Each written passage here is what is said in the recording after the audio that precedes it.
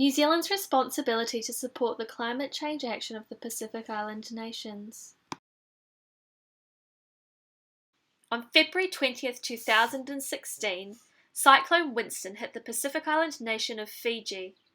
Widespread damage destroyed over 30,000 homes, plus schools, churches and medical facilities, impacting the lives of 350,000 people, 60% of the population.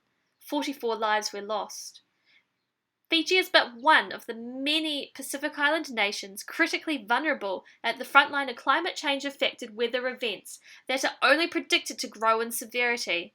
Food, water, health, economic security and cultural heritage are all at severe risk if nothing is done to mitigate the effects of climate change and take action to prevent it.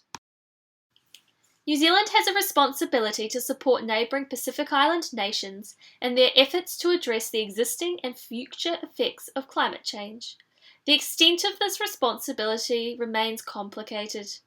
In upholding the Paris Agreement of 2016, New Zealand set a lofty goal to reduce emissions by 30% by 2030. While New Zealand's emissions are small on a global scale at just 0.16%, these reductions will not come easily for New Zealand, as 49% of emissions are attributed to its sizable agricultural industry. New Zealand therefore has a responsibility to its own political commitments to devote resources to climate change mitigation, prevention and resilience programs. Yet New Zealand's membership to the Pacific Islands Forum and signing of the Bow Declaration holds New Zealand accountable for addressing climate change in the Pacific Islands. New Zealand's long-standing historical cultural connection with the Pacific Island nations, particularly Tonga, Samoa, Fiji and Niue, only continue to strengthen political and cultural relationships.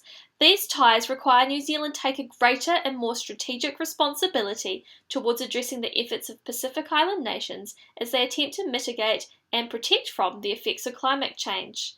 In 2013, 7% of New Zealanders identified as a Pacific ethnicity. These numbers are only projected to increase further to between 0.44 and 0.48 million people by 2025. In light of this, New Zealand's responsibility to its own economic and social interests is inherently linked with its responsibilities within the Pacific, as New Zealand faces climate change-related chain migration from the Pacific Islands if things do not change. In short, New Zealand risks becoming the nearest life raft for sinking island nations in the rising waters of climate change.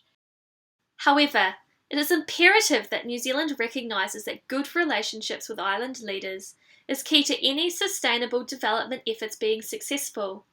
While New Zealand has a responsibility to support its Pacific neighbours, strengthening regional relationships, it ultimately can and should only play a support role as guided by the island nations themselves. Support should abide by the Bow Declaration of 2018 that committed to achieving sustainable development in the region in a way that maintains the culture and identity of the region. Initiatives that are not community-led risk further colonisation influence and being led by alternate interests.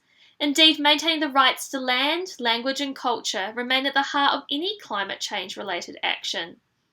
Jacinda Ardern, Prime Minister of New Zealand, stated that the Pacific people have made it clear they want to stay where they are and defend their homes and livelihoods against climate change. We will support them in this. The question becomes this: is New Zealand taking enough responsibility in their support of the Pacific Island nations' efforts to address climate change? Historically, the Pacific nations have turned to their nearest developed nation neighbours and fellow Pacific Island Forum members, Australia and New Zealand, for support on global policy proposals through to financial aid in times of crisis. However, New Zealand has previously hesitated in making larger commitments, weakening the Pacific nations' ability to negotiate for important policies as a united collective, such as limiting global warming to 1.5 degrees. Criticised for not supporting fellow Pacific Island Forum members when it counts, the expectation of New Zealand's support is evident, even as New Zealand must also attempt to achieve its own local reduction targets. In 2019, New Zealand committed over half of its global climate change-related development fund, a sum of $150 million, to practical projects in the Pacific Island nations. Programs that empower communities and aim to future-proof for the storms that may come are essential parts of climate change resilience.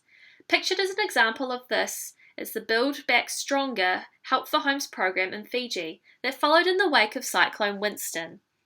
New Zealand has committed to supporting a number of specific practical projects that include improved access to climate change-related finance, solar generation plant in Nauru, Pacific voice amplification to showcase climate action globally, and climate hazard mapping and risk planning across the Pacific.